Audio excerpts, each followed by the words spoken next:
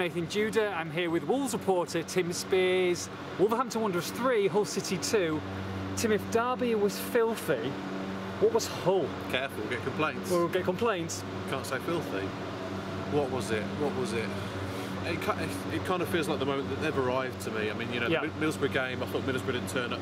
Derby, they had that brilliant passage second half play where they kind of ploughed through and won the game. But tonight was a proper muck and nettles championship game. Muck and nettles? But they had why do you look so surprised when I say something good? I like it. They had the brawn to go with the beauty tonight, and it really worked. Especially, you know, second half, Hull came on so strong. They hit the bar. They had a great chance, which Ruddy saved when Campbell's through one-on-one. What a save. At 2-1, and you're thinking, hang on, you're thinking the goal's coming here. Yeah. And then they had a big stroke of fortune, or huge misfortune for Hull, where Hernandez has picked up a really serious injury. Hull boss says he's been out for a long time. I think it was in a clash with Bolly. And then he was down for 6 minutes, and that was just when Hull were really ramping up the pressure. So that kind of quelled that. And then 90th minute, Wolves break away and get a third goal. This game over. Yeah. And the penalty came right at the end of 9 minutes of injury time, which didn't matter. But yeah, that was a really crucial moment. They saw it through, and you're so pleased for them because they put so much work and effort into this, and they deserved it. They deserved it. 6th minute. Yeah. £15 million signing. You buy him. The whole country are talking about him. I mean, wow. Jota, was it? Well, I couldn't see from up there. Well, that's what I say on the highlights. It's unbelievable. Ruben Neves, heart emoji. That was incredible. I nearly fell off my chair. It was somebody literally nearly did fall off his chair. Just a stunning. I mean, Nuno summed it up beautifully. He just said it was poetry. It was poetry, and in fact, he said all the goals had something beautiful about them. Yeah. Which is what lovely stuff. He's saying this is what the fans come in to see. Beautiful goals. He's so proud of the way that his team are expressing themselves. But it's him that's given them the confidence to do this. He demands that they get on the ball and express themselves, and that's what they're doing. It's all clicking, it's all working. It looks great to watch. Yeah, it's fabulous football. It's a great football match. This isn't just like a back and forth hunting and mistakes. These are quality pieces of play. Well, if they start doing long balls, Nuno would start booing them. Yeah. He just doesn't want it at all. It's lovely football, and yeah, the goal just outstanding. We know he's capable of it. His goal scoring record isn't great, but he's got it in his locker. Yeah. And I think we can see a lot more of that from him this season. A lot more of that. Because Say's sitting there kind of gives him a bit of a license to get a bit further forward, and you can see what he can do. It's absolutely phenomenal strike. He literally, he just is.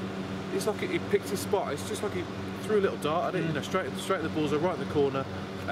Just a beautiful goal, stunning. He went with the same team.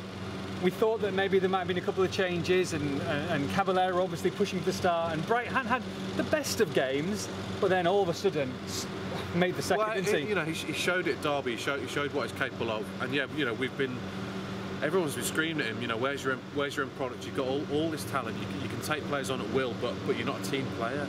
And he's had 20 games of doing nothing really, and now the last 2 games he's really come to life, and it's because of the faith that Nuno showed in him. Absolutely. I spoke to Nuno about it a few weeks ago, and he said he wants to. He sees him as like a special project, and he wants to be kind of like a father figure to him. We know he's had an unusual kind of upbringing and stories. Come over here age 15 from Nigeria, struggled to settle maybe and mature, but now you can really see that somebody has shown such faith in him. Yes. The lawnmowers. Yes, results. He has struggled with other managers a little bit in the past who've become frustrated with him, but Nuno's shown this faith in him, and it's been rewarded. Fantastic play for the goal. He took on his man, got to the byline, inch perfect cross for Jota to bang it in. But I'm, still in the team ahead of Caballero. Yeah. Caballero, has got nothing to say. No.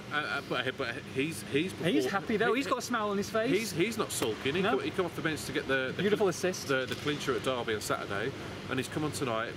Fantastic pass for Dicko to seal it 3-1. So yeah, Bright, so much more to come from him. He's such a special talent. People are really going to start to notice him now. And the best thing about this Wolves team is there are threats all over the park. I mean, correct me if I'm wrong. I normally am. Is that 7 different goal scorers this season now? I think it's 6. Or 6 different goal scorers. I mean, there are threats, and a good side and a side that is going to be promotion. You're going to have to have threats all over. You can't just rely on 1 or 2 men. And people can score from all over this team. Well, the starting 11 is kept with all 3 games, which we've been a bit surprised about, but Hull did the same again as well tonight. But yeah, they look fit. They look like they're clicking. They look like everybody knows what their roles are. But there's so much more to come. You know, there's still Costa to come. There's Dick on the bench. Graham didn't even get off the bench tonight. Yeah. You've got Marshall to come back. Afosse away. You know. Oh my God, Ronan wasn't here. Ronan wasn't here. There's you know, Price on the bench. There's a lot more to come. They're strong, aren't they? I mean, they're strong. I mean, they look strong. I mean, Lennon Slutsky obviously has talked about them as well tonight. So yeah, he said they're the best team in the league, and I've seen a few people on Twitter maybe scoffing, saying, well, he's only overseen 3 matches, but he says, like Nuno has, he's studied every team in depth in this division, and he says he's watched all Wolves' matches, and he believes that they're the best team in the league. And you know, from back to front, you don't really see any weaknesses in them. I mean, I've been a bit critical of Bonatini so far, but I thought he was excellent tonight. Got to bear in mind he started all 4 games, which I think only Boll is the only other one to do that. But he does the dirty work really well. He's unselfish. He plays a lot with his back to goal. You know, he's kind of the pivot at the front of all this, bringing it all together. So you don't really see any weaknesses in the team at the moment. Set pieces they were terrible at tonight, by the way. That's something to work on. They look really shaky from set pieces, but you know, you can work on that in the training ground. I know there's only 3 games gone, and I know people get carried away, but well, why shouldn't they? So what? I mean, Wolves have won 3 games. They've got the most difficult opening games, you know, of any Championship team. They've won three teams that are supposed to be up there at the end of the season. I mean, why can't they get excited? What, the fans? Yeah. Oh, absolutely. Bloody Good hell, luck to them. Go for it. Absolutely. There's nothing wrong with that. No. This is what these are the nights that fans live This for. is the real deal, Tim. This is the real deal All on right, here. Nathan. Well, it is. It is. I've said before, it does feel like there's something more tangible to it this year. And yeah, for God's sake, the fans should be getting carried away. I think it feels like the most kind of exciting time, really, for 10 years to me, since they started that promotion season in Mick McCarthy, 2008 and 9, when again they were 2008-09 when they were playing some great football. It does feel like that, but the football on show this time is phenomenal. It's great to watch, and there's more to come, I think, as well. And these are always sexy games, you know. Your Middlesbrough opening game, obviously going away to Derby. All sexy no, game. but all is in, like, you know, they've come from the Premier League down to the Championship. So it's still a big game. Now we're getting teams, Cardiff City on Saturday. Neil Warnock knows exactly what he's going to do. He's going to put probably 10 men behind the ball. It's not a glamour tie, so to speak, you know what I mean? But they've got everyone behind them. That's the test, isn't it, to carry this on now? Yeah, I mean, because people will be expecting them to win now on Saturday. I don't know if they will put 10 men behind the ball. I mean, they've played some pretty good attacking football themselves and won all 3 games. They're top of the league. So already an early season showdown at home at Molineux. But nothing. You don't think anything's going to phase this Wolves team? In the past, I think Wolves would have crumbled tonight when they were 2-1 up and they were under so much pressure.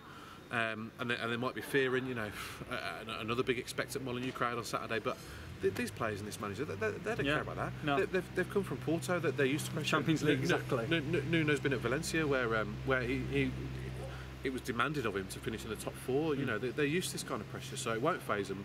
Neil Warnock won't faze them. Should be another great game. Look forward to it. Are you phased? Phased by Neil Warnock? Yes. No, not really. It's great though, isn't it? It's very exciting. I mean, you know, the fans were amazing again, obviously tonight. I mean, they're just dancing around up there, and fair dues to them. 2.5 hours, 3 hour, 6 hour round trip. Exactly. I mean, we're in Hull, and no disrespect to Hull, because I know you're from around these parts, but I don't really want to go home. Like, so no. Come round to my gaff. Well, all right. No, we're all kind of buzzing off it. It's great to see. It's great for these fans because they've been through so many hard times in the past 5 years since relegation from the Premier League. It's been abysmal, and then they've seen all this money spent in the last year and last year's false dawns, and they've been through the rigmarole of it all. But now it does feel like there's something more tangible to it this time. I think Wolves will keep their feet on the floor because of the manager they've got, and he's the key component in all this. He's the one bringing all this together, and I've been deeply impressed by him so far, which is the main thing. This is going to be an adventure. Hull 2, Wolves 3. For all the post-match reaction, make sure you log on to expressandstar.com.